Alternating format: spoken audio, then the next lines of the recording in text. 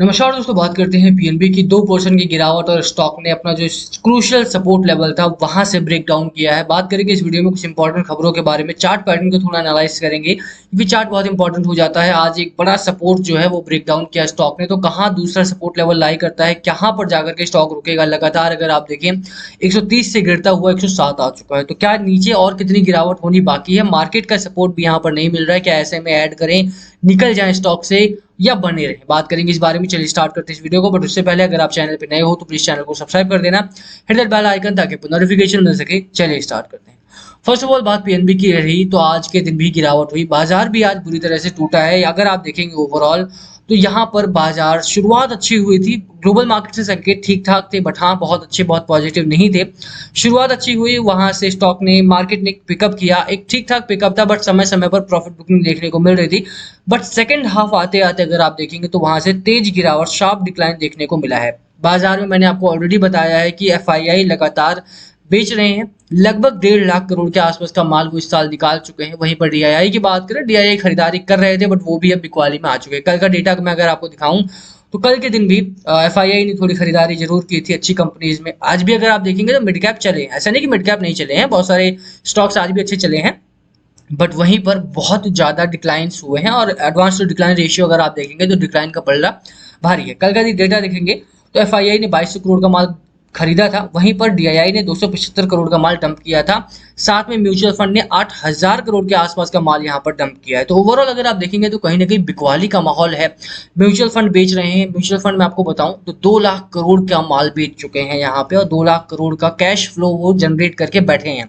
तो इसी वजह से मैं बोलूँ ना आपको तो ओवरऑल अगर आप देखेंगे तो मार्केट के हालात थोड़े से करेक्शन वाले हैं। ना तो म्यूचुअल फंड पैसा डाल रहे हैं, ना तो यहाँ पे अगर आप एफआईआई की बात करें वो पैसा निकाल रहे हैं, डीआईआई बिकवाली कर रहे हैं, तो मार्केट में गिरावट आ सकती है। रिटेल के पास इतना पैसा नहीं है। फ्रेंकली स्पीकिंग अगर आप अपनी बात करो तो कितना पैसा पोर्टफोलियो, कितना पैसा आप अभी भी डाल सकते हो, ये सोच के देखो आप। अगर आपका पोर्टफोलियो 5 लाख का है तो क्या 5 लाख और डाल सकते हो मार्केट में? नहीं डाल सकते हो ना। 1 लाख रुपए मैक्सिमम डाल सकते हो। तो उस हिसाब से अगर देखोगे तो करेक्शन के टाइम पे आपके पास कैश फ्लो उतना नहीं है। करेक्शन आएगा तो प्रॉब्लम यहाँ पे बढ़ेगी, और करेक्शन यहाँ पे आ रहा है। और या शायद यही कारण है कि आज जब बिकवाली हुई तो पीएनबी का स्टॉक अपना जो क्रूशियल इसका जो सपोर्ट लेवल था वो ब्रेक डाउन करता हुआ देखने को मिला। मैं आपको दिखा देता हूँ यहाँ पे, अगर देखेंगे तो ये लेवल है 114 रुपए के आसपास एक इंपॉर्टेंट आपका सपोर्ट लेवल बना था।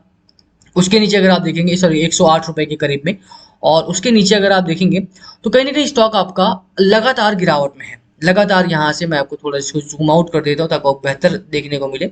लगातार यहाँ पर गिरावट में देखने को मिला। यहाँ पर अगर आप बात करें तो इंपॉर्टेंट लेवल्स तो हैं, इंपॉर्टेंट लेवल्स आपके जो रहे हैं वो ब्रेक डाउन हुए। 110 108 रुपए के आसपास का लेवल भी यहाँ से टूटा है। अपर एंड पे भी आप बात करेंगे तो 114 के करीब का एक सपोर्ट लेवल था, जो जहां पर जोन आपका बना हुआ था वो भी ब्रेक डाउन हो गया। एक अच्छी खबर आपकी ये है कि 200 डीएमए के अभी भी ऊपर काम कर रहा है, यानी कि 200 डे मूविंग एवरेज के ऊपर कामकाज कर रहा है। 22 डेज ईएमए ब्रेक डाउन हो चुका है, तो शॉर्ट टर्म में मुझे अब इसमें कोई उम्मीद नहीं है। बट हाँ, अगर मीडियम टू लॉन्ग टर्म की बात की जाए तो अभी भी स्टॉक आपका बुलिश टर्म में देखने को मिल रहा है। अगर वीकली पैटर्न पे मैं बात करूं तो वीकली पैटर्न देखेंगे तो अभी भी इसका जो 200 डे ईएमए है वो काफी नीचे आता है। रीजन बिंग के स्टॉक ने चला बहुत है, स्टॉक ने अच्छा खासा रिटर्न दिया है आपको कुछ ही महीनों में, कुछ ही साल में। अगर आप देखेंगे 1 1.5 2 साल में स्टॉक ने 300% के आसपास का रिटर्न आपको दिया है। तो 200 डीआई में ऑब्वियस सी बात है काफी नीचे होने वाला है। बट स्टॉक आपका बेरिश जोन में एंटर हो चुका है, इसमें कोई दो राय नहीं। अब यहाँ से अगर कोई बड़ा वॉल्यूम आता है, बड़ी खबर आती है, मार्केट सपोर्ट करता है, तभी स्टॉक में एक अच्छी रैली की शुरुआत हो सकती है। अदरवाइज स्टॉक आपका इस रेंज में काफी लंबा समय स्पेंड करने वाला है। बेरिश मोमेंटम आ चुका है, बेरिश जोन में स्टॉक आपका रहेगा। हो सकता है ये नेगेटिव न्यूज़ हो सकता है आपको नापसंद आ रही हो, मुझे पता है बहुत सारे लोगों को नेगेटिव न्यूज़ सुनने की आदत नहीं होती, but it is what it is. ठीक है, I am not gonna makeup की स्टोरीज की। पीएनबी बहुत अच्छा स्टॉक है, अच्छा स्टॉक है, अच्छी कंपनी, फंडामेंटली बहुत स्ट्रांग कंपनी है, और यहाँ से भी अगर चलेगी तो 300 रुपए के तक के टारगेट आपको आसानी से मिलेंगे। बट बाजार भी तो सपोर्ट करना चाहिए, आपको ये भी समझना पड़ेगा कि market has to support the stock. आपको स्टॉक अगर चलना है, कंपनी अगर चलनी है, तो market has to support, FIA has to support, DII को खरीदना पड़ेगा, म्यूचुअल फंड को खरीदना पड़ेगा। बट जब म्यूचुअल फंड आपके 8000 करोड़ का माल एक दिन में डंप कर रहे हो, 10 सितंबर को 8000 करोड़ का माल यहाँ पे डंप किया गया है, तो ऐसे में पीएनबी जैसा छोटा स्टॉक जहां पर म्यूचुअल फंड की खरीदारी अच्छी खासी है, वो कैसे चलेगा?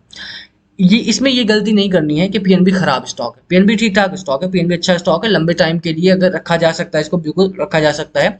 बट कितना लंबा रखना पड़ेगा वो बड़ी बात है, क्योंकि अगर आप स्टॉक को देखेंगे तो स्टॉक की हिस्ट्री ये हिस्ट्री ये बताती है कि भाई स्टॉक जो है आपका वो 30 रुपीज तक भी गया है, तो वहां तक का लेवल तो मुझे नहीं दिखाई पड़ता, क्योंकि तब बहुत सारी प्रॉब्लम्स और भी थी। अब स्टॉक ने प्रॉफिट बनाना स्टार्ट कर दिया, स्टॉक का एनपीए इंप्रूव हो चुका है, रेवेन्यू इंप्रूव हो चुका है। Let me show you that to.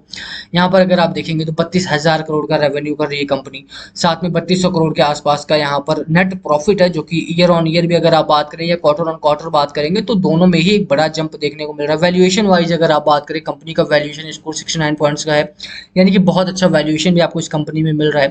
तो ओवरऑल अगर आप देखेंगे ना, तो कहीं का 1200 करोड़ के आसपास का ईयर ऑन ईयर से बढ़ करके 3200 करोड़ चला गया। तो प्रॉफिटेबल कंपनी है, अच्छी कंपनी है, आपका फंडामेंटली कंपनी स्ट्रांग है, और लगातार यहाँ पे अच्छी रैली की उम्मीद जताई जाती रही। बट अगर मार्केट में अगर आप देखेंगे तो निफ्टी बैंक आप देख लीजिए, निफ्टी बैंक कितना टूटा है, आधा परसेंट टूटा है। यहाँ पे 200-250 पॉइंट का निफ्टी बैंक टूटा है।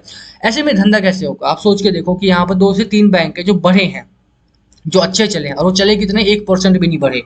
आप एयू बैंक देखेंगे, एक्सिस बैंक देखेंगे, आईसीआईसीआई बैंक देखेंगे, इनमें खबर बहुत अच्छी है। आईसीआईसीआई बैंक में सुबह खबर बहुत अच्छी थी, उसके बावजूद भी अगर आप देखें तो ये 0.06 बढ़ा है परसेंट।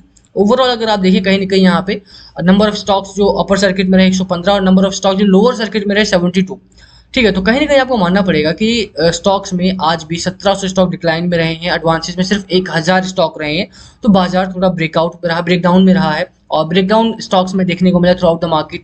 100 रुपए के आसपास का अब यहाँ पर मुझे उम्मीद है कि यहाँ पर रुकना चाहिए स्टॉक आकर के, क्योंकि 100 एक क्रूशियल साइकोलॉजिकल लेवल भी होता है। साइकोलॉजिकल लेवल अगर ब्रेकडाउन होगा तो वहां से बड़ा वॉल्यूम देखने को मिलेगा डाउन साइड पर।